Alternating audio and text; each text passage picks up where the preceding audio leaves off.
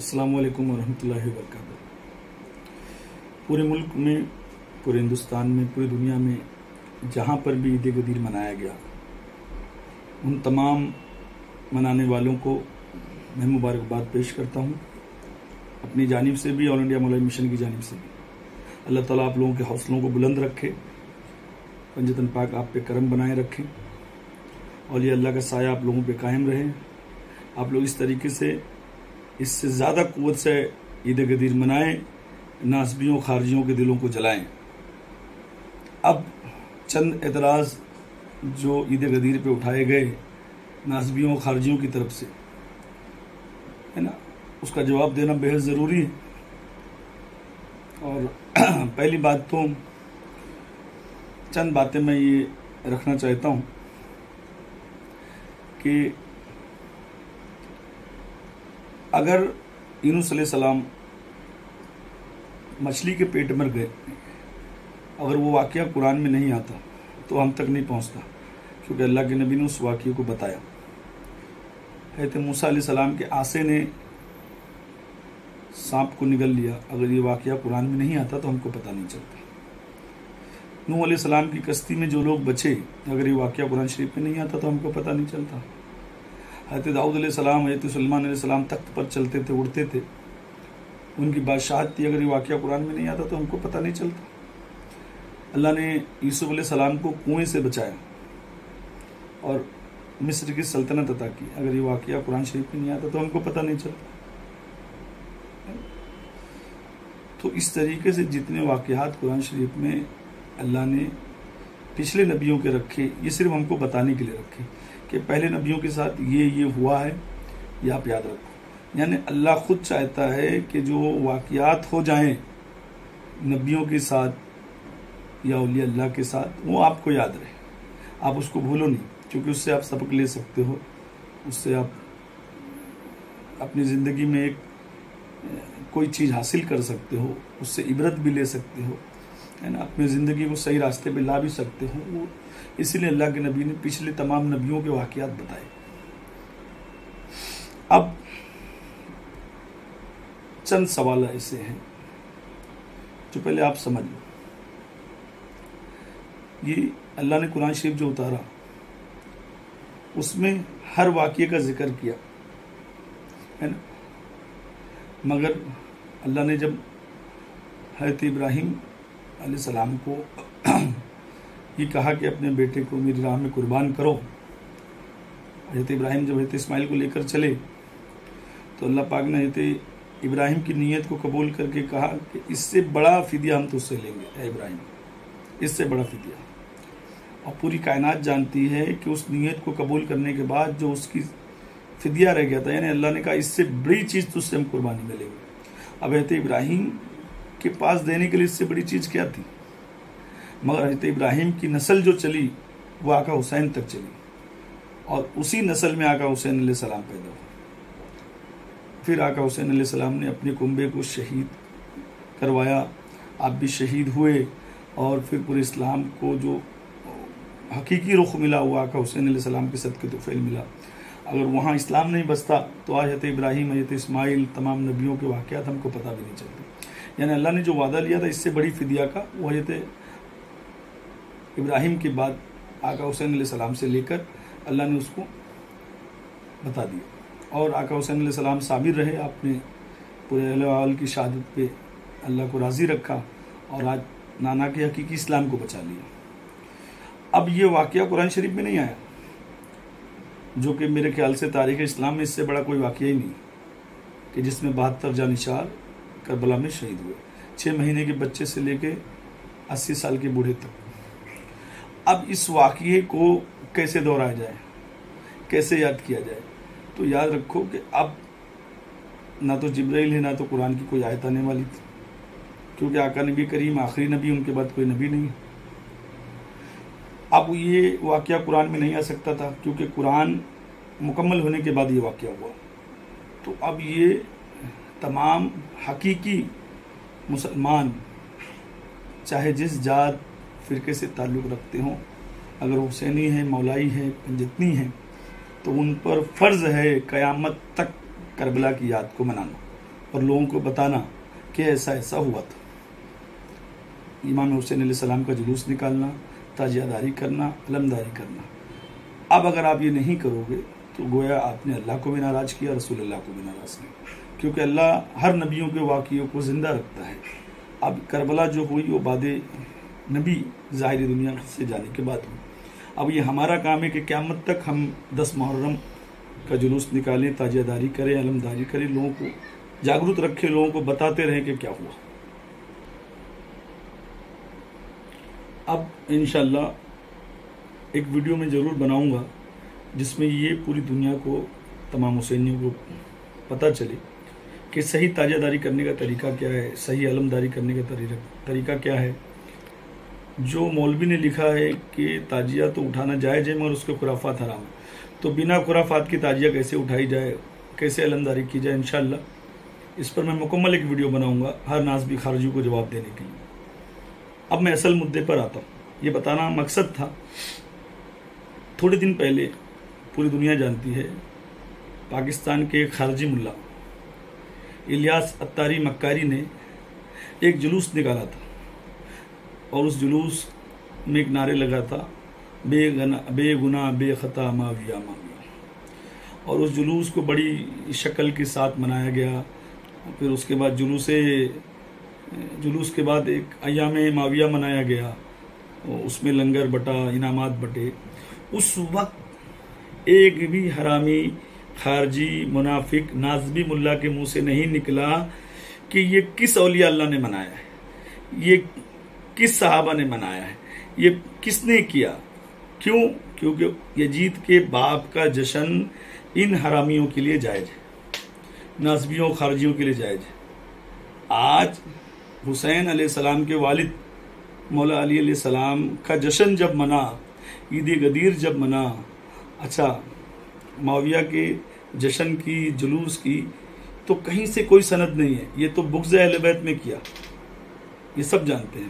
مگر غدیر کے لیے تو رسول اللہ کی حدیث کافی ہے. 1,24,000 کے مجمع میں سرکار نے ہاتھ پکڑ کے فرمایا تھا میرے بعد تمہارا مولا علی. یہ صحیح سند سیاہ ستہ کی حدیثوں میں موجود ہے. اب حدیثوں میں موجود ہے تو اب مولوی بولتا ہے کسی اولیاء اللہ نے منایا تو ثابت کرو. اچھا جب اولیاء اللہ کرتے ہیں تو بولتا ہے کہیں حدیث میں لکھا ہے تو یہ ثابت کرو، اور جب حدیث میں ہو تو بولتا ہے کسی اولیاء اللہ نے منایا تو یہ ثابت کرو. اس کا مطلب کہ ان کو صرف بغض جو ہے، بغض اہل بیت ہے. اور یہ ایسی بیماری ہے کہ آدمی الٹا سیدھا ہی بکتا ہے. اہل بیت سے محبت مومن کرتا ہے، رسول کے بچوں سے محبت مومن کی نشانی ہے. ماں فاطمہ، مولا علی علیہ السلام، حسنین کریمین، ان کے اولادوں سے محبت وہی کرتا جو مومن ہوتا ہے، اور ان کے ہر عمل کو کرنا مومن کی نشانی ہے. خدا کی قسم آقا حسین کے نام کو چومنا بھی عبادت ہے، مولا علی علیہ السلام کے نام کو لینا بھی عبادت ہے. اللہ کے رسول نے فرمایا ذکر علی نبادہ، علی کا ذکر کرنا عبادت ہے. عید غدیر میں اگر علی علی ہوا ہے تو بھی عبادت ہوئی ہے نا. عید غدیر منایا گیا، اور انشاءاللہ بڑے پیمانے پر مناؤ، اس سے اونچے پیمانے پر مناؤ. جتنا اس کو روکنے کی کوشش کرے مولوی اتنا اس کو مناؤ. اگر یہ بولتا ہے کہاں لکھا ہے تو اس کو جا کے کتابیں دکھا دو. اب یہ بولتا ہے کس اولیاء اللہ نے کیا تو بولنا تو ڈھونڈ، رسول نے کیا ہمارے لیے اتنا کافی، ہم نبی کو فالو کر رہے ہیں. اچھا ان کی منافقت اتنی ہے کہ اگر آپ جب محرم مناؤ گے، جلوس نکالو گے، تازیہ نکالو گے، علم نکالو گے، تو یہ جانتا ہے کہ بہت سارے اولیاء اللہ نے کیا ہے، تو یہ پوچھے گا بتاؤ رسول نے کب کیا ہے. انشاءاللہ میں یہ بھی جواب دوں گا اپنی ویڈیو میں، محرم کے تعلق سے جو ویڈیو بنے گی. اچھا اب عید غدیر رسول اللہ نے منایا ہے تو مولوی پوچھتا ہے کسی اولیاء اللہ نے منایا تو بتاؤ.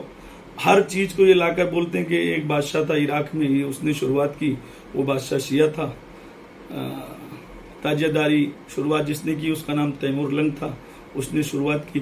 مطلب ہر چیز کہیں نہ کہیں اہل بیت کی، پنجتن پاک کی، غوث پاک کے دادا کی، غریب نواز کے دادا کی. کوئی بھی آپ رسم یا کوئی بھی آپ تہوار مناؤ گے تو ان خارجیوں کو، نازبیوں کو شیعت دکھائی دیتی ہے، سوال دکھائی دیتے ہیں. معاویہ کے جلوس پہ یہ کہیں نہیں نکلے باہر کہ بتاؤ کس نے منایا، کہاں سے منایا، یہ نئی شروعات کہاں سے ہو گئی. عید غدیر تو رسول اللہ نے منایا ہے. اب رسول سے بڑا اور ثبوت کون سا چاہیے. مگر یہ اصل میں سارے مسئلے جو ہے نا یہ بغض اہل بیت کے ہیں، یہ رسول کے بچوں سے دشمنیوں کے ہیں. اور یہ ہوتے رہیں گے۔ اب غدیر کیوں منانا چاہیے؟ تو ایک بات یہ سمجھ لو کہ ہم کو فخر ہے کہ ہم غدیری ہیں، ہم مولائی ہیں، حسینی ہیں، پنجابی ہیں۔ اگر اللہ کے رسول نے ہاتھ پکڑ کے فرمایا کہ میرے بعد تمہارا مولا علی ہے، تو یہ رسول کی کوئی نہ کوئی حکمت ہے، میرے نبی کی حکمت ہے، تبھی تو علی کو مولا بنا کر گئے۔ اور یہ بیوقوف، یہ مولوی یہ نہیں جانتا ہے کہ جتنے صحابہ موجود تھے سب نے مولا علی علیہ السلام کے ہاتھ پر جا کر بیعت کی، یہاں تک کہ قول ہے کہ خلیفہ دوم حضرت عمر ابن خطاب نے فرمایا کہ اے علی، یہ صبح کا سویرا آپ کو ہمارا مولا بنا کے لایا ہے، مرحبا مرحبا مرحبا، ہے نا۔ اچھا، اس کے بعد کس نے منایا؟ جاؤ، مولا علی کا قول موجود ہے۔ مولا علی نے فرمایا کہ اے لوگوں، خدا نے رسول نے غدیر کے دن مجھ کو آپ لوگوں کا مولا بنایا ہے، یہ مولا علی کا قول ہے۔ میرے پاس حوالے موجود ہیں غدیر کے، ہے نا، مگر یہ بتانا میں مناسب نہیں سمجھتا ہوں، کیونکہ ہر بات کا جواب دینا، یہ سوال کرے ہم جواب دیں، یہ سوال کرے ہم جواب دیں، رسول کے بچوں کی محبت کا جواب دینا پڑ جائے۔ ہاں، آج آپ کوئی بھی اہل بیت علیہ السلام کی محبت میں عمل کرو تو فٹ سے ایک خارجی نازوی کھڑے ہو جاتے، کس نے کیا ہے، کہاں کیا ہے۔ یہ سوالات تو ان کے رہیں گے، کیونکہ یہ اصل میں ماؤں کی خطاؤں کی نشانی ہے ان کی، کیونکہ جو اہل بیت سے محبت نہیں کرتا ان کی محبت میں نقص ڈھونڈتا ہے، یہ ان کی ماؤں کی خطائیں ہیں، یا تو نازوی ہے، یا تو منافق ہے، یا تو حیضی ہے، یا تو حرامی ہے۔ اب چند سوال میرے اگر میں ان سے کروں کہ بتاؤ کس نے آج تک مسلک کا نعرہ لگایا، تو ان کے پاس جواب نہیں ہوگا، یہ 110 سال والے ملاؤں کے پاس ہے نا۔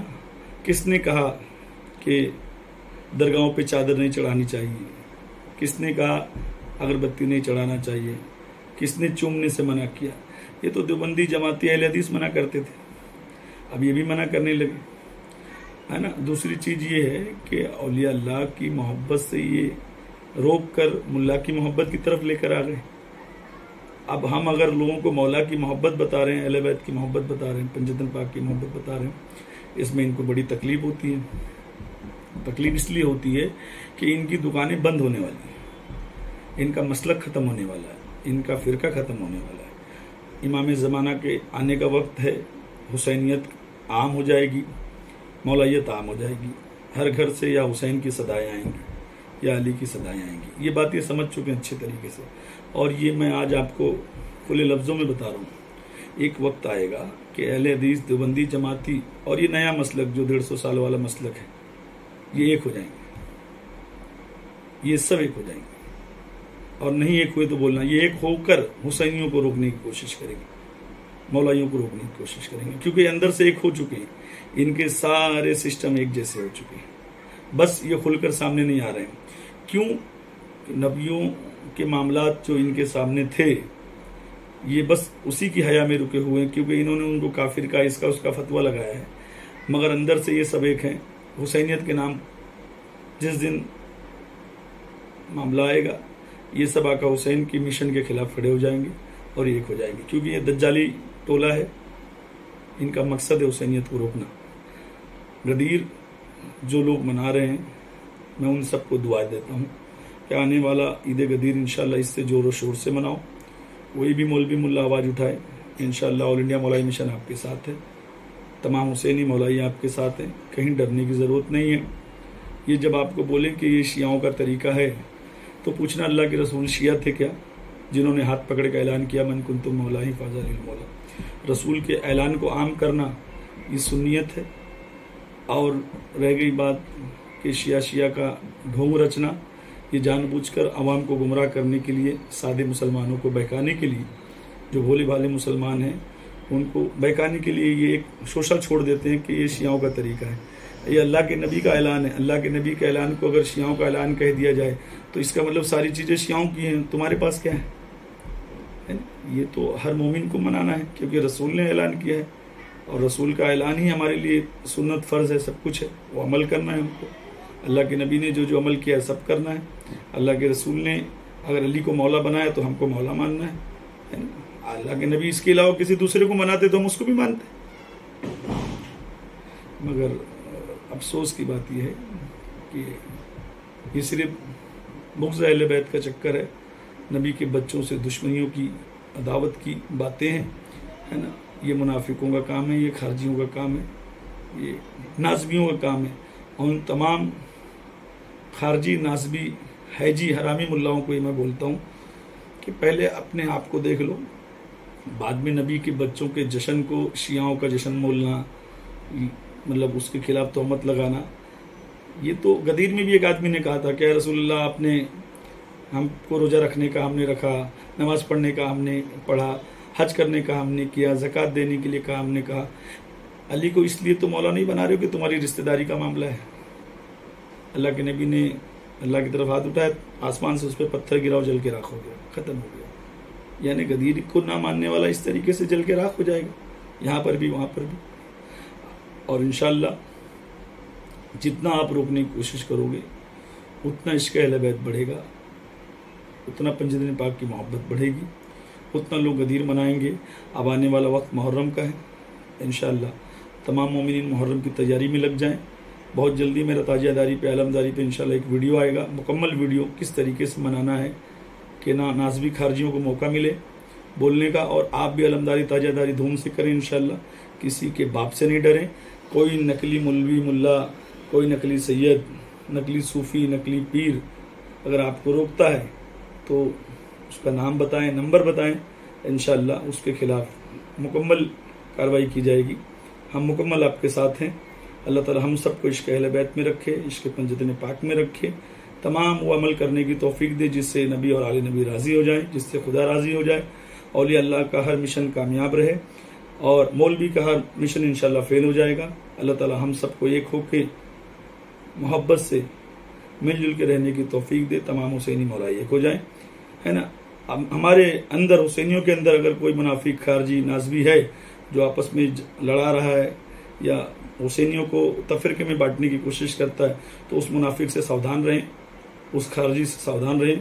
ایسے بہت سے لوگ ہمارے حسینیوں میں آ کر حسینیوں میں تفرقہ پیدا کرنے کی کوشش کریں گے. اللہ تعالی ہم سب کو عشق اہل بیت میں رکھے. السلام علیکم ورحمۃ اللہ وبرکاتہ.